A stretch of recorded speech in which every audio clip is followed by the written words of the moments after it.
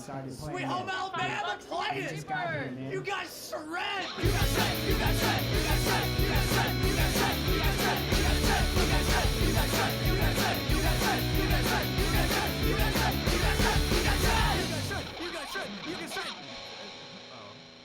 Welcome to You Guys Shred, where your metal band plays a coffee shop to one old lady, your first show's in a sweater, and your guitarist throws picks at fans' heads. I am your host, Keaton Stewart. I'm your co-host, Tyler Christensen. If you guys like the podcast and you want to support us, it really helps out if you subscribe, share, and review. You can find our own musical project, Poet Bones, on all the social media platforms. You can find us on all the streaming platforms. We're hip, we're with it, we're out there. We got TikTok, and you know it. We got a new single out called Back of My Mind. If you checked it out, it'd be really cool. Today's guest is a very talented musician. He sings in a band called Acacia Ridge. They have a new single out called Hive Mind. Please enjoy Christian Mayfield. Thanks so much for coming on the podcast, man. My pleasure. Thanks for having me. Of course. Usually we like to start with how we know the guests, but it's kind of the first time we're meeting, I guess. Yeah. But the first time I heard of your guys' band, I actually caught you guys. You opened up for Citizen Soldier on their album release. Like 2019, something like that? It was a second ago, for sure. Yeah. But I remember when you guys were playing, I think I came when you guys had just started. I didn't see, unfortunately, the bands before. But as you guys were starting, I remember walking in, and I just remember the room was just electric, and you guys' stage presence and everything. It was really tight. I was Thank you. Who are these guys? Yeah, thank you. Because until that point, I hadn't heard of you guys. I guess you guys started in 2019 too, right? Yeah, we started, we technically started in late 2017, but we spent all of 2018 writing and recording. So it wasn't until, 2019 when we started releasing and playing shows. So yeah, we were brand new back then. How many shows had you been playing at that point?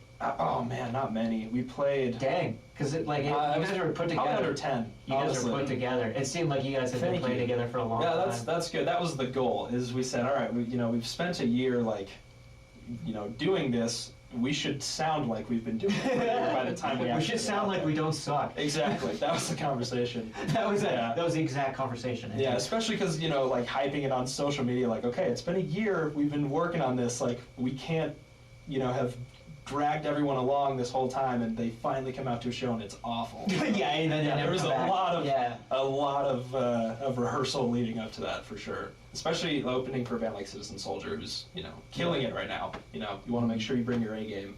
Yeah, I think more bands should probably.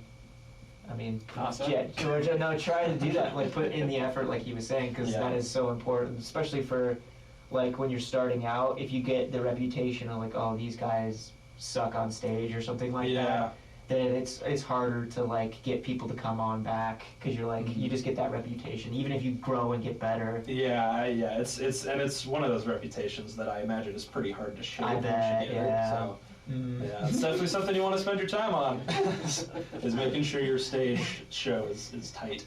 So you spent a year crafting and writing. Yeah. That was the first record, right, in 2019? Yeah, that was the first one that we started releasing in 2019. So had you released singles before that?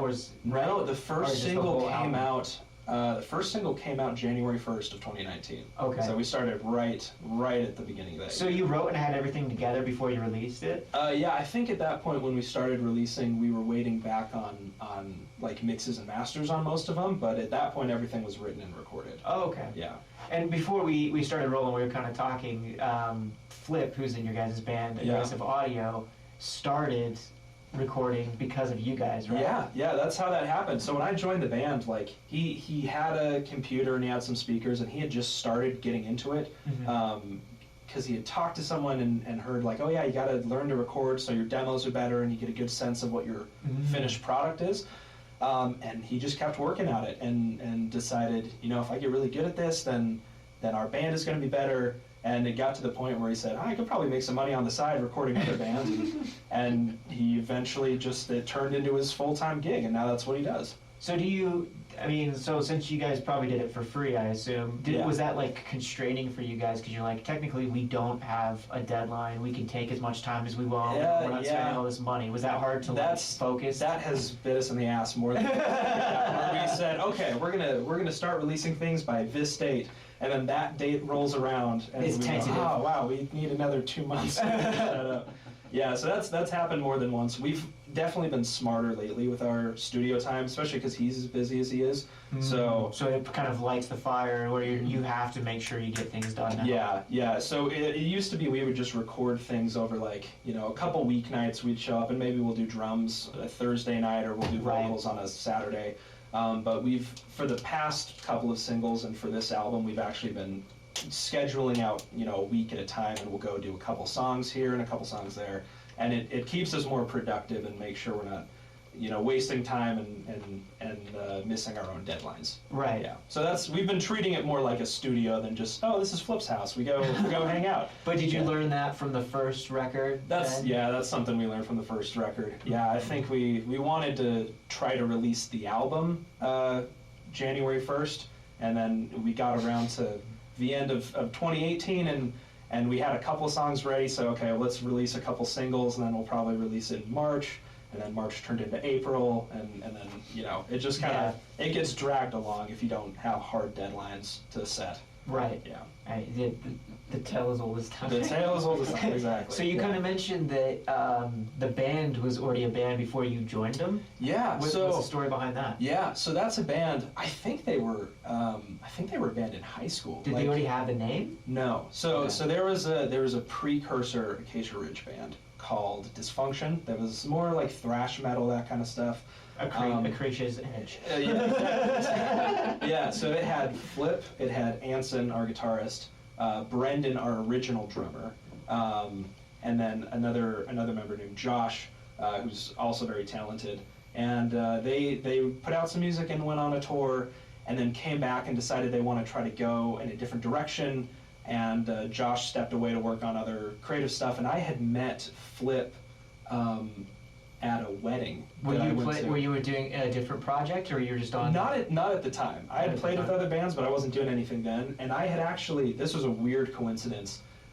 Flip went out of town to do summer sales, and I knew. So Utah. Yeah. And I knew their old drummer because I was in a band with his younger brother. Oh, okay. So I got pulled into that band that summer to fill in for Flip on guitar, but I never met Flip. And then, like 2 years later, I'm at this wedding, and everyone's like, "Oh, you're a guitarist. Hey, this other guy's a guitarist. You should talk shop. You should." At the wedding, and I heard about this guy all night and just never ran into him. And then at the end of the night, we finally caught each other. Wow, and, Cinderella story. Yeah, Cinderella story. And at the end of the night, and then we're making out. Exactly, yeah. And so we talked guitars, we talked music. On my shoe. Exactly. Well, what happened was at the end of the night, he goes, "Yeah, like let me support you. What band are you playing with, or what's your latest project?" And I wasn't working on anything at the time, so I said, "Well, the last band I was playing with was called Dysfunction." And this guy I just met goes, "Hey, my band's called Dysfunction." And we had that You're moment. in my band. Dude, I filled in for you. I know all your guitar solos. Yeah. What? So What? Yeah. So when that band broke up, Flip said, I know a guy that plays guitar, and I got called and roped in, and that's how we all met each other. Interesting. Yeah. Wow. Series of weird coincidences. So then, what was the switch of like, hey, we need a new name? We're they said they're kind of changing the style. We're going a different direction. What was like, hey, let's get a new name. Let's rebrand. I mean, really, we probably didn't have to, but there's a lot of times where. I guess the easiest way to put it is enough changes were happening in terms of like we had a new lineup, new vocalist, we added a new guitarist, we're trying to do a different style. Like at that point, it might as well be a new band. So yeah, we got a new name and tried to go in a different direction from the start. So where does the name come from? The name is it's a city in Australia that Flip lived in for a couple of years. Oh, okay. And that's cool. And we liked how it sounded, and we wanted something that didn't sound like the music we were creating. Because a lot of metal bands, you can tell it's a metal band as soon as you hear their name, but we wanted something that maybe hinted at like Acacia Ridge, I think, would be an indie band, something like that. So we wanted something that maybe surprised a couple of people when they heard us. Yeah, it goes against the grain. It's a little different. Yeah, because I feel like a lot of people kind of, you see like, oh, this one band is doing this one thing and it's successful. A lot of people, the easy thing to do is just to fall in line and kind of follow what they're doing. I know for example, for a long time, all the heavier bands were going with the one name. Yeah. You know, like divisions. Yep, exactly. Whatever else, multiply, subtract, whatever. There's a lot of those. Math. Yeah. The trend when we were first starting out, especially with our subgenre of metalcore, was really like short 2 to 3 word phrases. Yeah. So Fit for a King. Yes. And and I name it after a book. Yeah, exactly. Just my like, old band. I Capture Castle, same thing. It's just exactly. name it after Short phrases like Mice that. and Men. Perfect. And So the age of this was my favorite. Everyone's naming their track. We did this in high school too. The naming your tracks after like nonsense. Yeah. Just like Reptar, King of the Ozone. Yeah. Yeah, just crazy. Plenty of that. It has nothing to do with this song. yeah. So that was kind of our way to try to distinguish ourselves a little bit. Is all right. That's the trend. Let's try something that you wouldn't expect for a metal band. Right. Yeah. So I guess just going back to the writing process of the first record, was it kind of like a fast you said it's a years, was it a fast process of like, we're writing a bunch of songs, these ones are the best kind of things, or were you using everything you wrote? No, we used everything we wrote, because it was our first time trying to do like a full album, right. Especially, There's 11 tracks on it, right? Yeah, 11 tracks. Yeah. So we, the the last thought track's to, like 7 minutes. It's a so long like one. Metallica, Yeah. like yeah, it's a cool. long one. But yeah, that thought to write a bunch of songs and pick the best one had never even occurred to us. So it was, okay, we have this song. This one's definitely going on the album. Well, I mean, it's a good record. Yeah, I think it's good. Right. Yeah. But yeah, there wasn't a lot of. It was just kind of working with what we came up with instead of curating and picking the best, which is what we've done with the second one that we're working on now. Wait, so then going, because obviously you have all that with Flip, and you can take as much time as you want, and the first one kind of going for the year, and like you said, using everything you have. What has kind of changed the most from that first record then to like Hive Mind now? Oh man, it's been a lot.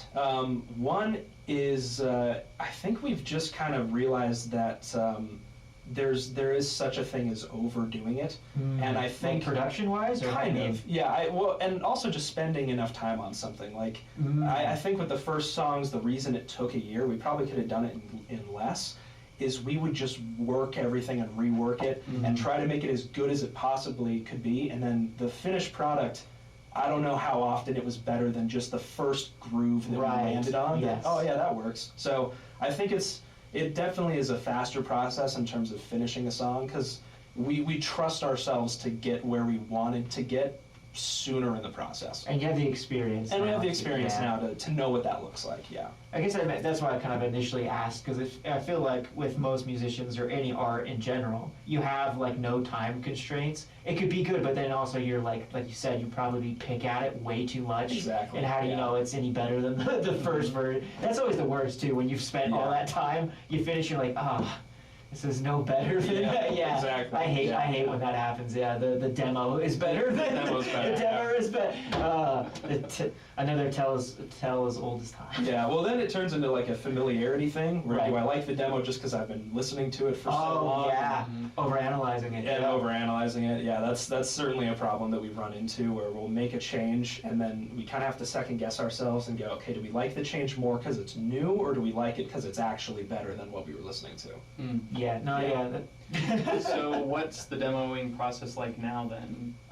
That's a good question. It's kind of changed over time, and I think it will look a little different in a couple months than it does right now. Right, yeah, you're always revolving. It's like a diary entry. You're always working. Yeah, especially we've added Max to the band. He's the newest member, He's the newest member, yes. Who came in at a time where all the songs were finished and it was just a matter of recording. So we haven't really seen what his influence is going to look like in the writing process. So that could down the road totally change something up again.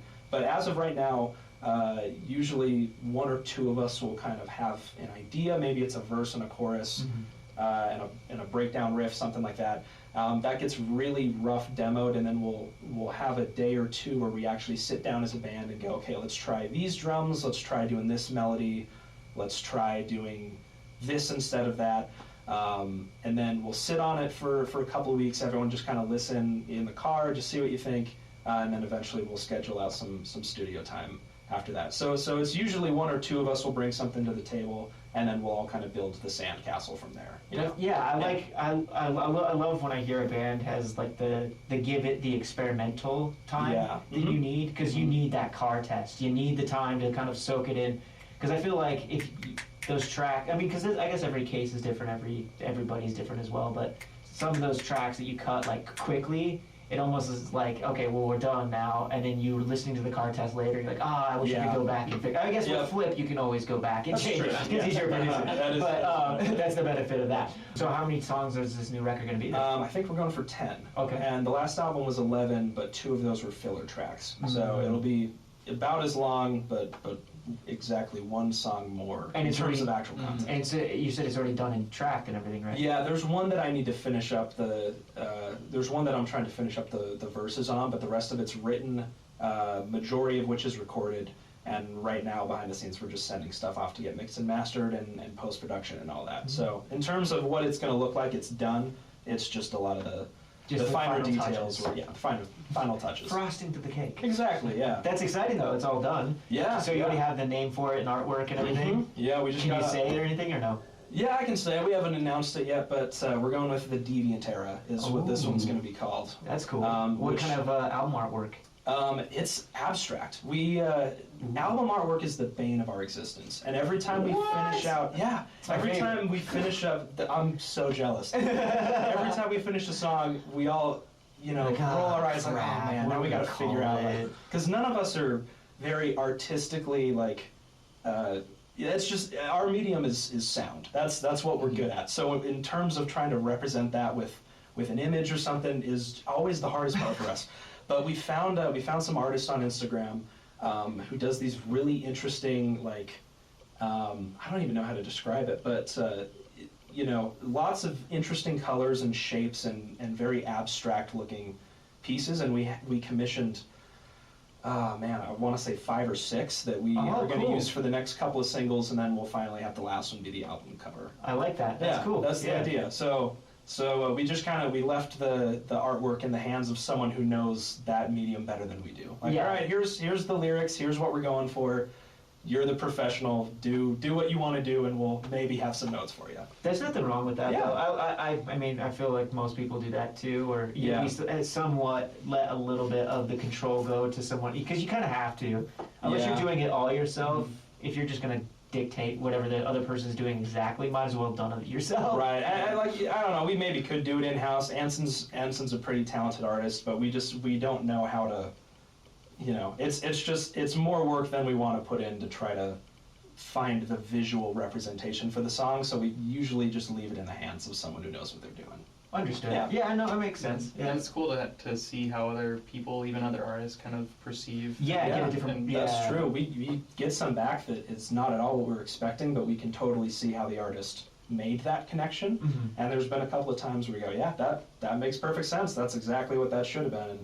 And there's other times where we don't think it was quite what we were going for, but yeah, it is fun to have that extra element of just a new pair of eyes, take a look and see what they come up with. Yeah, exactly. I mean, yeah.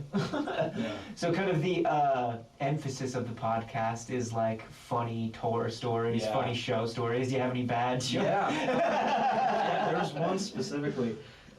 So we're at the point with our live shows where we have one of those giant, live racks with tons of stuff in and all the and it's really nice to have. But if anything goes wrong in that thing, it's a nightmare. Yes. So there was one show we played in, I want to say early 2020. Was this as the pandemic had just broken out? This was right before the pandemic, and I remember we had the conversation before we went on. We should probably wash our hands, right? I heard there was a case or two in Utah. We should probably it was one of the last shows before everything got shut down. You guys had a conversation all together, hey, we don't normally wash our hands. We should probably wash our hands. Yeah, we should probably, I don't know, maybe wash it again. It was right before everything shut down. And we played a couple of songs. Where's the venue? This was the Greek Station, which unfortunately got torn down and is now an apartment building. But it was crap! Where was that at? It's if you've ever played at like Metro Music Hall, Yes. it's like a couple blocks away from here. Oh. It was By in the venue? It was in the venue, and then it got Oh. rebranded as the Greek Station. I didn't know that. Okay. Mhm. So it was that. Yeah, I was sad when that happened. So many yeah. great memories and shows, and yeah. Yeah, it was a good sized venue. Like we It got was some cool bands. historic, coming man. through. So many, Historic, yeah. Exactly.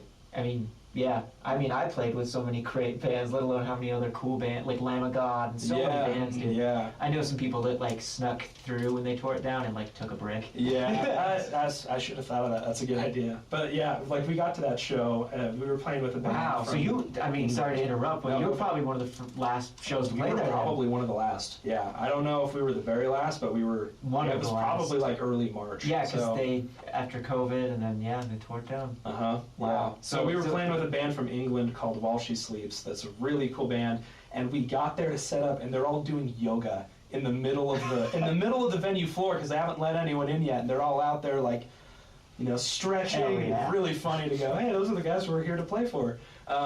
But what happened was we. Whoa, don't just skip over. Oh no, that. sorry. Was there Was it music down- going? Was there well noises? Downward dog? Yeah. Yeah. Well Let's noises. see. You just Yeah. walk in.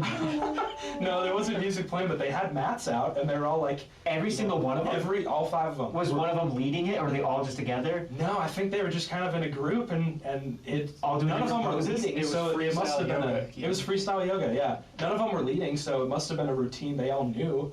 But That's one of the cool pre-show that's rituals tight. that we've seen. Yeah. You gotta limber up. Yeah, exactly. You gotta stay Right. limber. Yeah, that's something I think it'd be fun to do that eventually. But our current pre-show ritual is we starfish, where we'll all just stretch out your arms and your legs, and you walk Oh, around okay. like this backstage, and it just gets you out of your box and feeling comfortable, like, so you don't. Starfish is a nickname for butthole. Yes. So That's where you're heading. I was like, what the hell? that's what Acacia Ridge does backstage. Just human centipede it? Human centipede. It really connects us as a band. A couple jumping jacks, a couple Yeah. knees. Just so you're used to stretching out, and you're not gonna be in your little box the whole time. I digress. So you walk in the venue, they're doing yoga. They're doing yoga, yeah. But no, the thing that happened that was notable about that show is we had played a couple of songs, and then we started the next one, and our rhythm guitarist, we still don't know what happened, was easily 20 dB louder than he was on the previous song. So all I can hear in my ears is just him riffing Just away. guitar? Yeah, just guitar. And I look around and everyone is wide-eyed, so I can tell they're all hearing the same thing. And I'm the vocalist, so I just pop my in-ears out, and I have monitors that I can hear, so I'm fine. But the rest of them have no idea what's going on. And the front of house immediately noticed the guitar was too loud, and he fixed it. So the audience doesn't know what's going on, but then you're everyone in on- ears and your everyone own on mix. stage has no idea what's going on. So I can't remember how that got fixed. Flip ran and just turned a volume knob down or something. I think the theory is that one of us kicked a cable and something happened and it was just way loud, but there's a pretty funny video floating around where you can see the song start and all of us immediately turn and look at each other like, what's going on? But the audience can't tell what happened Surprise because it sounds yourself. totally normal. Yeah. Well, at least you got to get through it. That's the professional Yeah. thing, is getting through it. I thought you were going to say you guys heard the big, and then everyone just stopped playing. Yeah. No, I mean, it got resolved enough that we just, obviously finished the song, but man, it's one of those things where, really all of us should know every aspect of how that box works, but it's like Flip. Yeah. And if something goes Yeah. wrong, I hope he knows Yeah. what to do, because the rest of us sure don't. The more equipment, the more technology, the more it can Exactly. go wrong. Yeah. I feel like every band has that, where it's like, okay, one person is in charge of this, and if they're not there, or they can't figure it out, or you hear of those bands that we lost our laptop, so now we can't play. Oh, yeah. Exactly. That was all of it on the one laptop. Yeah, well, there was another time we run all of our guitars and the bass through a quad Cortex, which Right. is just like a processor for those who don't know. There was I think it was the day of the show, we're packing up and it just died. It just Oh, wasn't turning on. On the way to the show? As we're packing up, it just is not no. turning on. And by happenstance, our rhythm guitarist, when Flip got his, decided, hey, it might be good to have an extra just in case. Oh. And I don't think he'd even told us that. And so we're like, So oh it man, was we're still in gonna the have box? Yeah, it was in the box. He was like, yeah, You guys got lucky. we don't know what we're gonna do. And he goes, guys, I have one. And we go, what? He's like, yeah, I have one at my house. So we took we luckily got our presets on there. So that was one of those that could have been really bad, but it's just one of those coincidences that worked out. Especially the day of the show. Especially the day of the show. You can sum up our entire band history as just a string of coincidences that happened to work out the way that they did. So it was at a wedding. Yeah, it was at a wedding.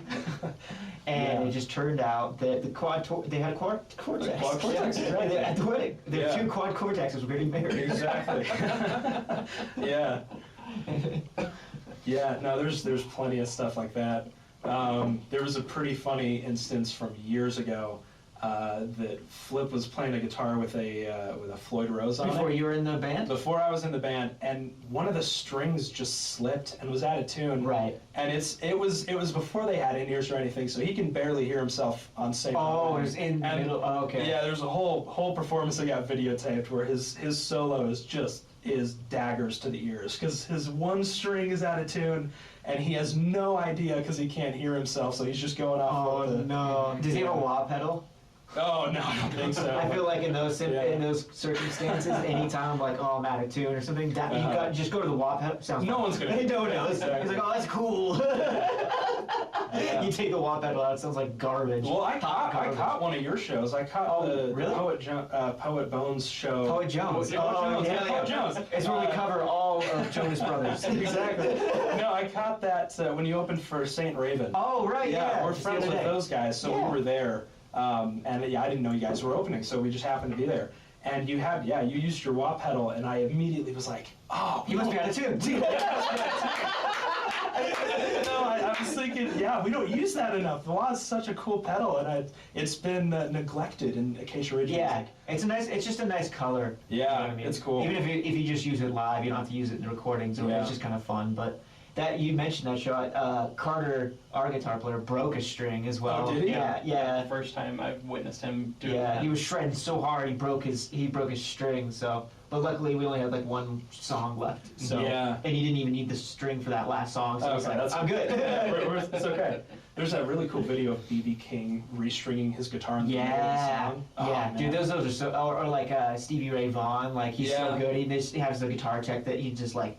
Flips off the guitar and instantly has the other one on and just is right back in ready to go. Yeah, dude. That's so pro. Cool. Pro. Love stuff like that. That's where having a guitar tech would be so useful if something like that happens. Well, I think that's just with experience as well, with playing as much, and then, I mean, just as we kind of mentioned earlier, for other bands to give kind of advice if you're starting out. Yeah.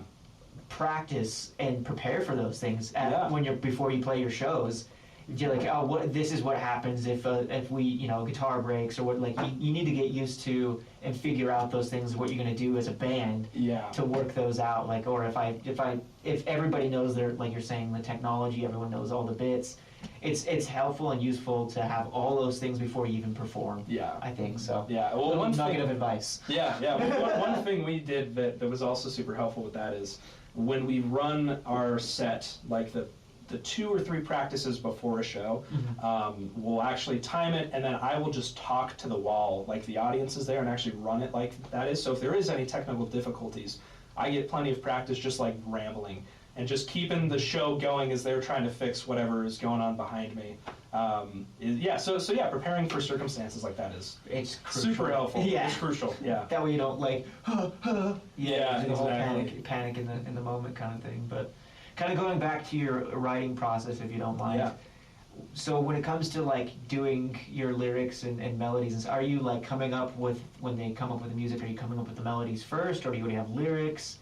Lyrics are really, so I can do lyrics without the music, but melodies are really hard to do without the chords. And it's usually I get the music down first, and then I can pick out where I want to dance. Are you like one of those guys that will just sit there and like kind of come up with nonsense stuff and then find it? Kind of, yeah. I will do nonsense stuff at first, usually just kind of in my head, but when it comes to demoing, I actually want to be saying something, so I at least get a sense of what it's going to sound like with the lyrics.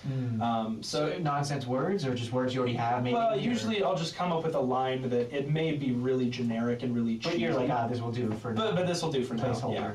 Okay. That's usually what it is. I do write lyrics outside of the music, and sometimes I get to pair them up and go, oh, those totally fit this song that we're working on here. But melodies are just hard for me to do with that chord structure there. Yeah. I just feel like some vocalists though, they won't write any lyrics until they have the nonsense melody and then they write to that versus like I feel like that's always, I mean, everyone's their own, but I like when you have like you have a bunch of lyrics to kind of shift through while you're listening to, and like, oh, this, like you said, this little bit actually works here.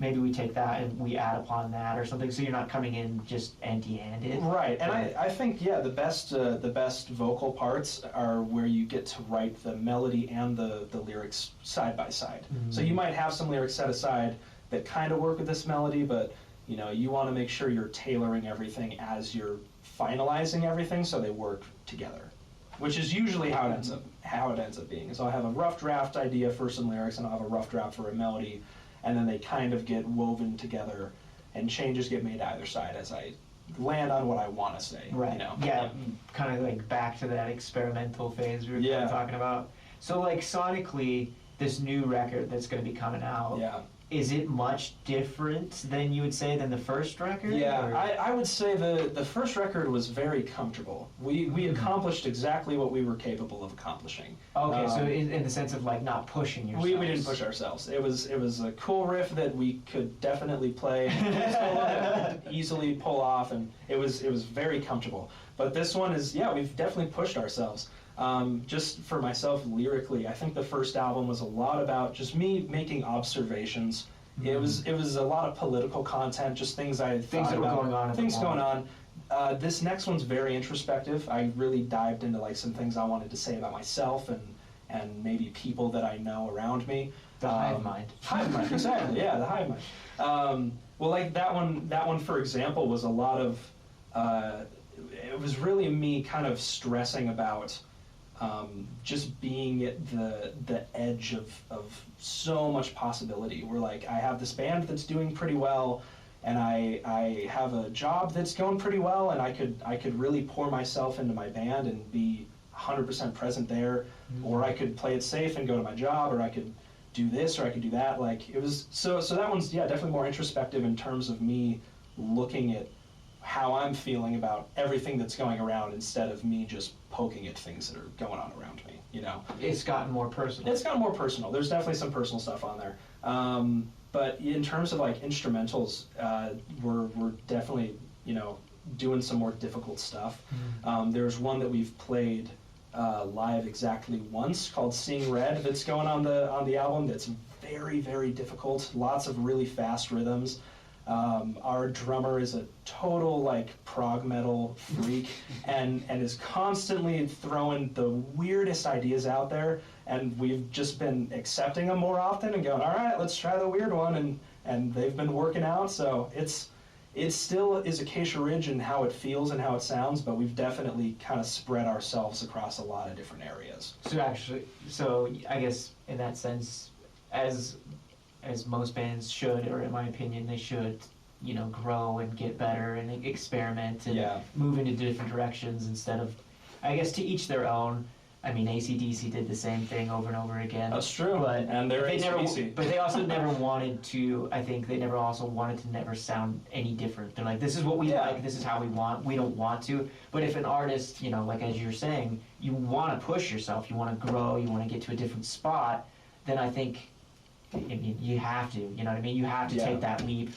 And then when you kind of mentioned, between the job and the music, it kind of reminded me of, you heard the Offspring song, You Gotta Keep Them Separated? No. You gotta keep them separated, ding. Oh, no, this song, yeah. I don't know if this is true or not, but I don't know if it's folklore or truth, but I heard that song was written for the same kind of thing. He was like a scientist or some sort of thing, and he could have just made his living being the scientist or whatever, whatever it is, or do the music, and people were like saying you got to keep them separated. Yeah. I don't know if that's true or not, but that's what someone told me. Yeah, we'll go ahead and say it's true. Yeah, it's a fun fact of the day. He's not going to say it's true. So would you say that, like as you're going into this record, that more people are, like, more members of the band are bringing in ideas than before? It's been more collaborative. The first album, you heard a lot of my influence on. And it's mostly just because I came onto the band expecting to be the guitarist, and then I just kind of became the vocalist because we didn't have anyone else, and I said, well, we need to have vocals on here to know what this is going to sound like, and I just started doing it. They're like, oh, why don't you just sing? And then why don't you just sing? So a lot of that is I came up with the guitars and the vocals and all of this. But yeah, this album's been a lot more collaborative. You're hearing more of our drummer Steven. You're hearing a lot more of our bassist Anson. Flip is still in there. Max is starting to get in there. Like I said, most of those were already written by the time he joined, but everything moving forward will have his influence in there. So yeah, it's been a lot more collaborative, and I think it's all the better for it. Yeah. 4 heads better than 1. Exactly. 5 heads. Five heads Yeah. Yeah. So, you kind of mentioned your influences. What are those, by the way? Oh man, they change a lot, and it's different for every member. That's the thing I like is we all love metal. That's our genre, but the subgenres vary so much, and we all are in so many different places. Right now, for me, I'm really into. I really like this band from Australia called Caligula's Horse. Really, really interesting writing. I'm really into a band called Leprous from Europe somewhere. So I'm really liking prog metal, but with softer vocals and more delicate melodies is kind of where I've been leaning. And there's definitely been, you'll hear some more of that in the singles that are to come. So less like screaming. Yeah, But less still screaming. like heavy and everything else, but with like the pretty melodies. Yeah, like the verses of Hive Mind are really soft. The verse for the one that is coming out next month that we haven't announced yet is also very soft. So yeah, there's definitely more of that. Or softer. More softer. Yeah, I know. Flip is really into Gojira right now. Oh, okay, yeah. And Heavy. Mastodon. He likes Mastodon. Yeah, Mastodon's great. Yeah. Anson, I never know what Anson's listening to because it's all over the place. He might be listening to Metallica one week and Bruno Mars the next week and Right. some 70s funk group I've never heard of the next week. Anson's kind of all over the place. I think you need that. And I think you need that. Everyone's Yeah. going to have different tastes. That way you get a really cool, unique sound because everyone's bringing their own influences and everything else they've done together. Yeah. Versus if everyone just listens to Metallica, Yeah. you're going to sound like You're Metallica. gonna sound like Metallica, exactly. Yeah, it's not going to be anything new. Yeah, and then Max listens to some really heavy stuff. He's recommended. He's a heavy boy. He is a heavy boy. He likes the really heavy metal. So it'll be interesting to see how that kind of affects our sound once we get to actually write with him, get the opportunity to do that. Well, he's probably like writing his own solos and stuff, though, right? Yeah. So- Well, yeah. There are some parts that he got to add to the songs that were kind of done. And to be fair, on the one that we're still finishing up, like there's plenty of room for him to add. But after this album's done, it's open water. And he will have as much say from the very beginning of the song, and it'll be interesting to see how that affects things. Okay. Yeah. That makes sense. Yeah, but absolutely. It's just natural progression. Of course, but- yeah. So have you guys gone on tour? Weirdly enough, Acacia Ridge hasn't, but the rest of us, with a Individually, different yeah, group, yeah. have all been on tour with other stuff. Yeah, that's normal. But Yeah. have you any funny stories from the road? Oh yeah. The funniest ones came from Dysfunction on tour. That's really how they got their name. That's where they got the name, exactly. I know there was one show that whoever booked the venue clearly didn't look into enough what kind of a setting it was, because they show up as a thrash metal, and it's like some late night coffee house of like college students working on homework. Was the stage like a little thing in the corner? Oh, they were just in a corner. Oh, no. So they set up and they're like, well, What city? this is probably L.A. It was Okay. somewhere in California. That's so funny. And while we're here, Here we go. might as well just go for it.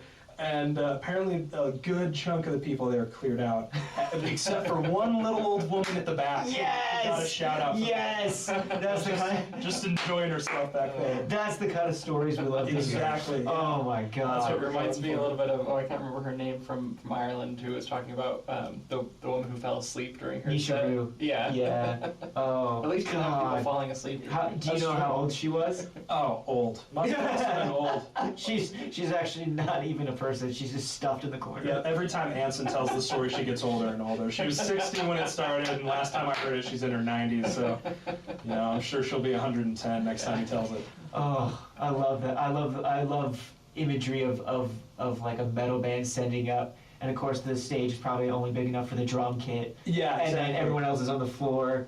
First song in, everyone's like, all right, time to go. Finish up my latte and get the hell out You of just here. got Betty White in the corner. Yeah! Woo! Yeah, loving it. Fucking play it! Yeah, every time they talk about that tour, that's the first story that comes up is this beautiful old woman. Aww. She Yeah. was probably like, oh, everyone left. I feel bad for these guys. Yeah. Aww. Yeah, there's plenty of funny stories.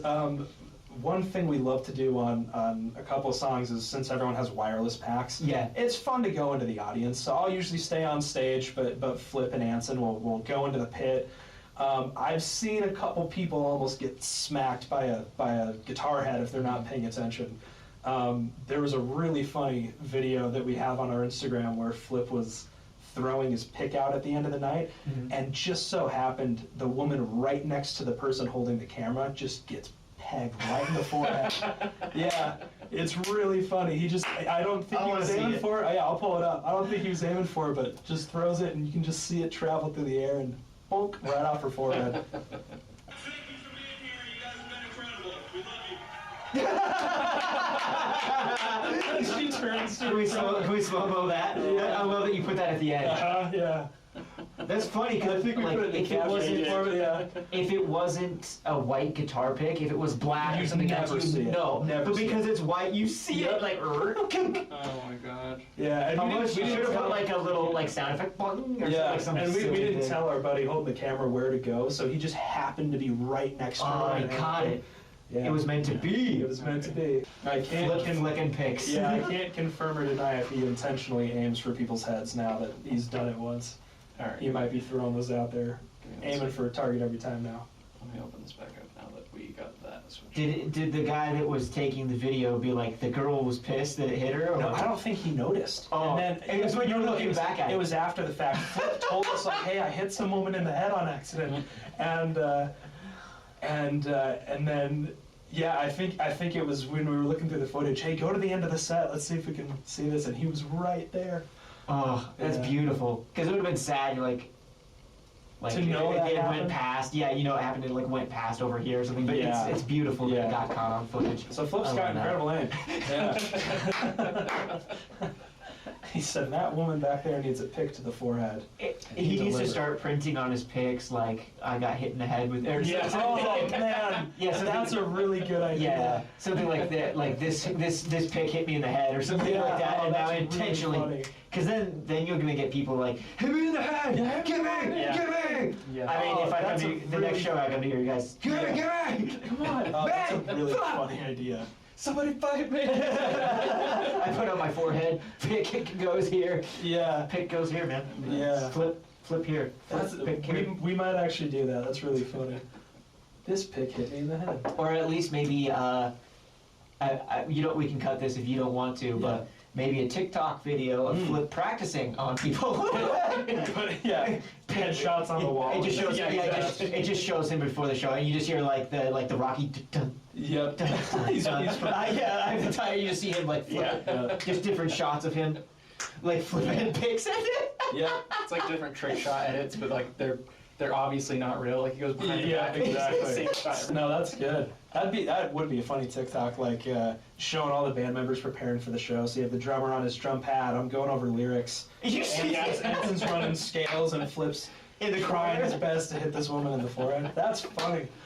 Oh man. Yeah, I might have to do that. Yeah. I'm just saying, I'm giving you the it's a good material. idea. There They're you on go. my ass all the time about making more TikToks. So that's a good. I think that's a good one that ties in. For sure. ties in. And then maybe take the footage from that, From just that like one. slow it down the Yeah. end to like. Yeah. Practice pays off. That's the. Yeah. There you go. Yep. Practice Yep. makes perfect. Practice makes perfect. That's good. I'm not gonna lie. If I don't see that, I'm gonna be upset. Yeah, I know. You're gonna have to hold it for me now. It's like every post, Keaton's just commenting like, "Do the pics." Where the man." fuck's the pic? Where's the pick video? Yeah. You guys have your own pics? We did I think we need to make a new order. But yeah, we just had like the little jazz threes with our logo on it. I want one. Yeah. Yeah, I'll we bring got it. like the Saint Raven had. We like to put stuff in the podcast too. Yeah. Little Saint Raven one. Well, Saint Raven I think does strings and picks with Black Harbor. Yeah. Yeah. He did a video for us. Oh, you did? Yeah, he did our the Playing the Victim video. Okay, cool. Yeah, full circle. Everyone, Gotcha. everyone in the community. It's cool. Cohesive. Yeah, we've Yeah. done some videos with him, and he's been on the podcast and friends with everybody. That's what this whole podcast is about. Is Yeah. just making the community. So. Yeah, Utah's got a really good music scene. I think we need some more venues. I think we're missing some like mid-sized venues, but like all the bands are really friendly to one another, and it seems like they all. There's a good. At least community. nowadays. At least nowadays. not back in the day. But Was it not? Well, we were in high school though. It was yeah. like people thought of it as a competition, very toxic. Well, but now everyone's we've really met bands cool. like that for sure. Yeah, everyone's grown up and realized that it helps to be friendly to everybody and Yeah. friends and help each other out. It benefits everybody. Yeah, Yeah, absolutely. Sink or swim together. That's the whole. Yeah, but yeah, I agree with you. Yeah. Really great community right now. We got lots of great bands. I feel like that's. I keep saying it time and time again to everybody. It's like if the majority of people would just give some of the local bands a chance, Yeah. go out to these shows, like people go into Leatherheads anyways and discovering bands. Like there's so many great bands. Yeah. Like you're like waiting for people to come through that you like at Salt Lake or whatever else that are big touring bands, but there's so many great bands playing every night or every weekend that are just from here that are great. So Yeah, well, I think honestly we're missing I think the only thing we need is like 2 or 3 bands out of Salt Lake City to really make it big, to really start bringing people through here and to get the scene growing and thriving as much as it could. I think with just a couple of bands did really well out of Salt Lake, it would kind of turn the rest. I think of the we're getting scene. there. I think we're getting there. I feel like there's close. a lot of bands Yeah. that are definitely on the up and up, and like you said, Citizen Soldier, Yeah. our buddies, they're starting to really get out there. And Royal Bliss has always been great about Yeah, that. of course. So many different bands, even you guys. Like there's more people. Just everyone's ascending. It seems like. Yeah. So. Yeah, It's I a good think thing. I think 2 or 3 bands that do as well as Citizen Soldier out of Salt Lake City, and the scene's gonna do really well moving forward. It's only a matter. It's only a matter of time. I think it definitely is great though, and the more we do this podcast and meet more people and get involved in seeing shows and whatever else, the more I'm realizing how many great bands. There's so many great bands. The talent's here, the Yeah. infrastructure's here in terms of like awesome studios that you can make great quality music in. Like Utah has everything it needs. This is the place. This is the place. Utah. I remember that song. Oh man. I really hope someone not from Utah is listening to this episode. Yeah. Like, what the fuck? You have no idea how hard those lyrics were drilled into our heads as kids. Oh man. We sang it more than the Pledge of Allegiance or anything every day. Yeah. Probably. Did you have to go and perform it too? Oh yeah, Yeah. The school year. Yeah, I probably remember those lyrics better than a few of the songs off the first album that I wrote that we haven't played in forever. Yeah, there was actually the one at the end of the album, the 8-minute or 7-minute long song, however long it is. We rewrote the lyrics to that like 3 or 4 times, and the couple of times we played it, I was sweating beforehand because I could never remember what version of the song actually made it onto the album. No. And of course I know, but I would get there and I just knew I'm going to sing in the verse. moment, And everyone in the audience has been like, that's not at all how that goes. What is he doing? Yeah, that was one. Luckily, we've only played that a couple of times. Live version. Yeah, live version. There you go. Come on, guys. This is just Alternative version. Yeah. You only get this live, okay? Yeah, but I probably do remember the lyrics to the Utah song more than my own. Man, there was a few. The rock one, about the different rock types. Did you sing that one too? Probably. Yeah. I just don't remember. Trying to remember. At some point, I moved to Idaho, and then you missed out on the other cool. potato songs. Yeah. Yeah. I feel like we were talking about the Utah songs were drilled in elementary school. Yeah. Like that was all of our first shows. Yeah, that's true. Yeah. Yeah, that's why our music scene's so good. Is we're training kids from a young age to be good vocalists. Yeah. Speaking of first shows, what was yours? My first show was I was in 9th grade, I think. There's a really cool program out of Bountiful called Utah Jam Bands. It's like a School of Rock type thing. Right.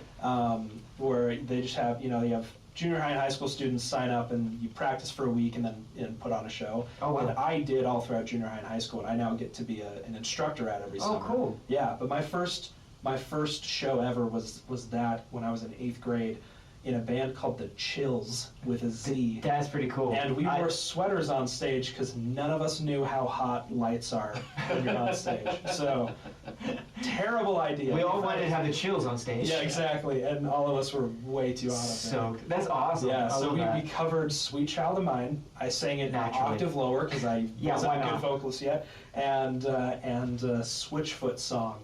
Which is they're like a the one song that everyone knows. That one.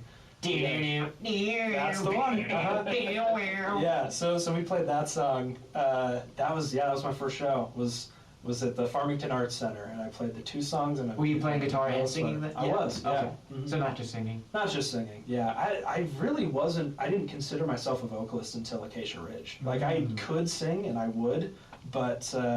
Yeah, you never like ventured off to just sit on its own without the guitar. Yeah, and then what happened is I was writing music for Acacia Ridge, or writing vocals, and when we started rehearsing our live shows, I decided like, okay, if I'm going to be the vocalist, if I'm going to be the person the crowd interacts with, I need to not get stuck behind a mic stand if I can help it, and move around and get to interact with people. Because I love playing guitar, but like, if we can get another guitarist, we might as well.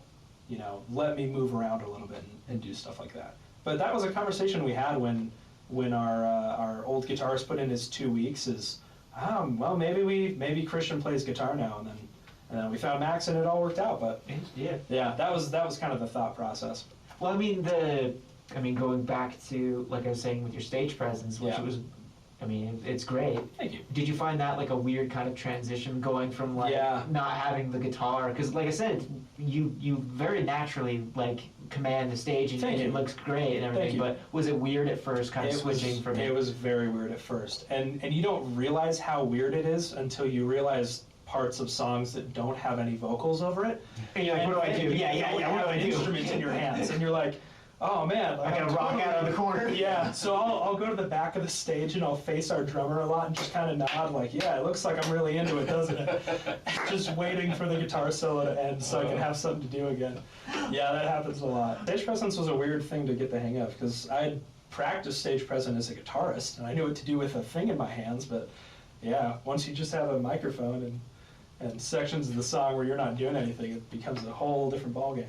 Have you?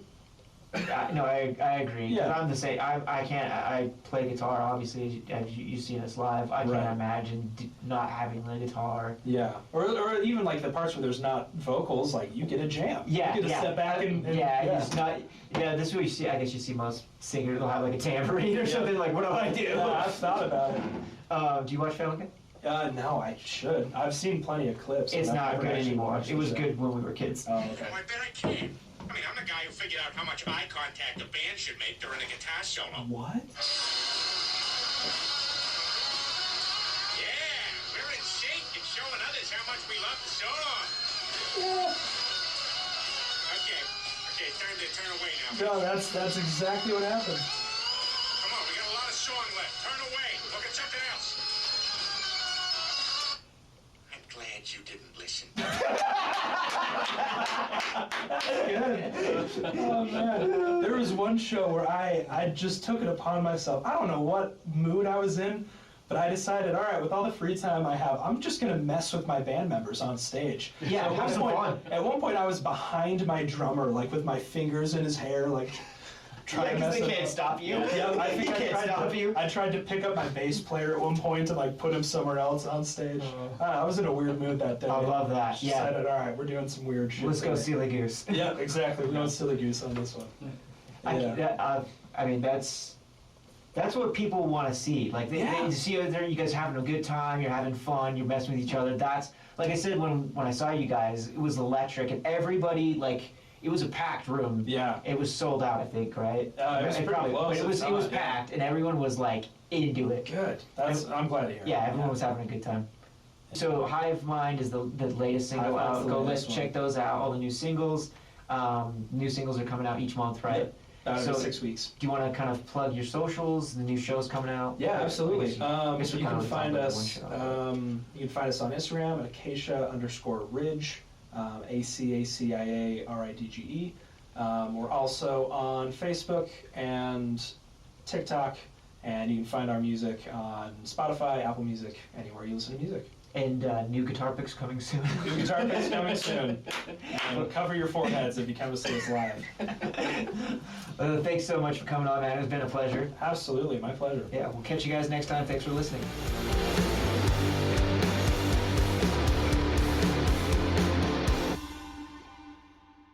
Thanks for listening to You Guys Shred.